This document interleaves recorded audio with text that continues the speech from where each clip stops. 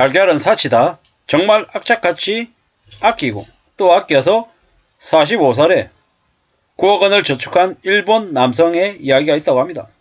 한 직장에 20년 넘게 다니면서 45세의 나이에 9,470만 엔, 무려 9억 원을 모았다라는 거죠. 근데 봤더니 음식이 되게 단촐한 거죠. 거지의 식사인가 싶을 정도인 거죠. 너무 과도하다 싶을 정도로 아주 단촐한 식단입니다. 하지만 이렇게 단촐하게 먹으면 되려 건강할 것 같습니다. 왜겠습니까? 이제 조촐한 메뉴가 과식하지 않게 하고 체중을 적당한 상태로 유지하게 만들고 삶을 아주 심플하게 만들 겁니다. 극단적인 절약. 그는 낡은 집에서 월세 3만엔 내면서 지내고 있답니다. 그리고 생활도구는 사용할 수 있는 수준의 최하급의 상품을 사용한답니다. 그렇게 해도 괜찮답니다. 이런 엄청난 극한의 절약을 하며 사는 분은 실제로 안정적인 저축을 해서 돈을 모아가고 있답니다. 함부로 욕심부리지 않는 거죠. 한국 사람들은 바이오적이니 주식이니 부동산이니 여러가지 투자를 한다고 하지만 이분은 그냥 이 단촐한 음식만큼이나 단촐하게 저축만 한다라는 거죠. 근데 확실한 건 뭐다? 이분이 보여준 이 모습이 어쩌면 가장 현명한 모습일 것 같습니다. 제가 직장생활을 해보니까 22년째 하고 있지만 이제 되돌아보면 그냥 월급으로 받았던 돈을 일부 떼내서 꾸준하게 규칙적으로 저축을 했더라면 차라리 지금보다 삶이 나았을 텐데 이런 생각들이 듭니다. 어쩌면 이분이 가장 현명하고 똑똑하다라는 거죠. 저축을 꾸준히 한다라는 건 무슨 의미입니까? 손해보지 않는다라는 거죠. 원금이 줄어들지 않는다라는 겁니다. 투자의 가장 첫 번째 원칙인 원금을 잃지 않는다라는 것. 그걸 확실하게 지키는 분이다라는 겁니다. 그렇기 때문에 이분의 자산은 시간이 지나면 지날수록 늘어날 수밖에 없다라는 겁니다. 그게 확실하다라는 겁니다. 잘 생각해 봐야죠. 두고 보면 많은 것들을 깨우칩니다. 함부로 재테크 이거 하니 저거 하니 떠들어대다가 원금을 날리는 경우가 매우 많습니다. 함부로 이래저래 욕심 안 부리는 게 훨씬 더 현명하다라는 겁니다. 과연 저렇게 살 수 있을까? 저렇게 살아도 괜찮을까? 이런 생각들을 하지만 극한의 절약이 극한의 부자로 가는 지름길이다라는 겁니다. 절대로 일반인들은 따라할 수 없는 모습이죠. 하지만 저렇게 성실하게 착실하게 살면 어떻게 됩니까? 그러면 이제 괜찮아지는 거죠. 많은 것들을 생각하게 됩니다. 우리의 삶이 어떤가? 이래저래 궁리도 궁리해야죠. 저렇게 살아야 된다는 겁니다. 저렇게 극한의 삶을 살아야 그래야 어떻게 된다? 그래야 안전하게 살 수 있다는 거죠. 그걸 명심해야 되겠습니다. 우리가 살아가는 삶이 절대로 쉽지 않다라는 것. 그래서 더 조심하고 더 염려하면서 지내야 될 것 같습니다. 그렇게 정말 착실하게 악착같이 절여가며 산다라고 마음먹으면 어떻게 되겠습니까? 그러면 괜찮아진다라는 거죠. 더 좋아진다라는 겁니다. 정말입니다.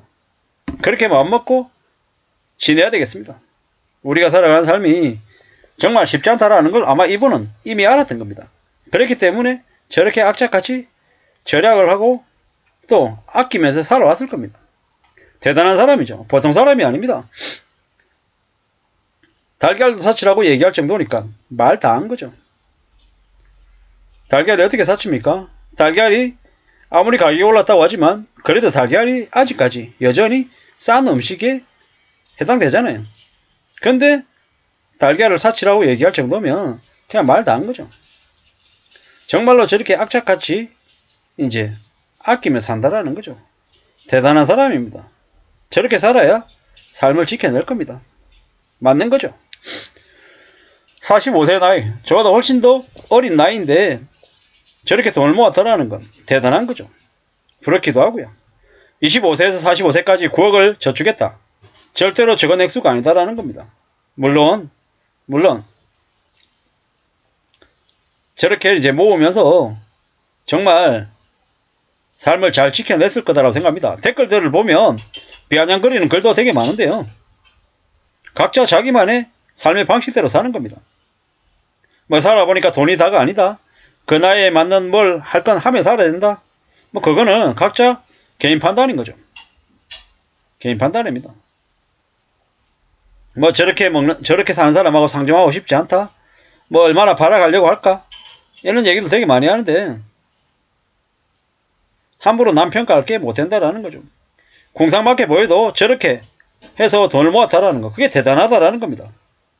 맛있는 음식, 비싼 물건, 해외 여행, 취미활동 이런 것들은 전부 다 소비활동이죠.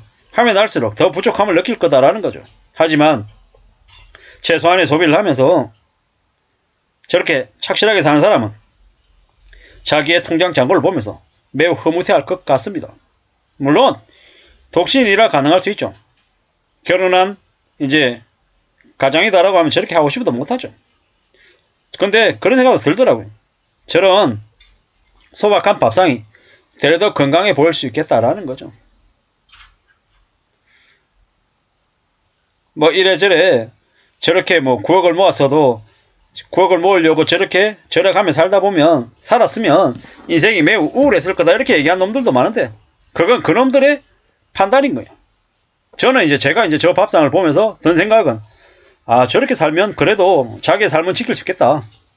뭐 어쩌면 확실한 건 아니겠지만 어쩌면 되려 더 건강하고 더 착실하고 더 성실하게 삶을 산 주인공일 수도 있겠다라는 생각이 들었습니다. 뭐 댓글에 보면 9억 있어도 강남에 아파트 하나 못 산다 이런 얘기도 있는데 뭐 빈혈 걸린다 고기 먹어라 이런 얘기도 있는데 인생의 황금기 20년을 갈아서 9억하고 바꿨다 이렇게 얘기도 하는데 저는 무슨 생각이 들었냐면 20년 하고 9억하고 바꿔서 9억을 가지고 있는 사람이 위너죠. 그냥 개차반으로 살면서 9억은 그냥 9천도 못 모으고 어쩌면 뭐 마이너스 3억, 마이너스 5, 마이너스 9억인 사람도 있기 때문에 뭐 절대로 저런 기사를 보고 비아냥거리거나 뭐 구질구질하다고 얘기할 이유 없는 거죠. 뭐 검소한 건 본받을 만하지만 젊은 시절을 암울하게 보낸 것 같다. 절대 나는 저렇게 안 살고 싶다. 이런 얘기들도 있고요. 뭐 각자 이제 판단하기 나름인 거죠. 젊을 때 놀 거 다 놀고 할 거 다 하고 나중에 돈 없어가지고 허덕이는 사람도 있는가 하면 그에 비하면 저렇게 근검절약하고 간소한 식사를 하면서 사는 사람이 어쩌면 훨씬 더 행복할 수 있겠다라는 겁니다. 극단적인 소비보다는 극단적인 절약이 훨씬 더 멋있어 보인다라고 저는 생각합니다. 아무쪼록 자기의 삶을 잘 지켜가면서 건강 챙겨가면서 잘 먹으면서 절약하고 저축하는 삶을 저는 조금 더 바랄 뿐입니다. 감사합니다.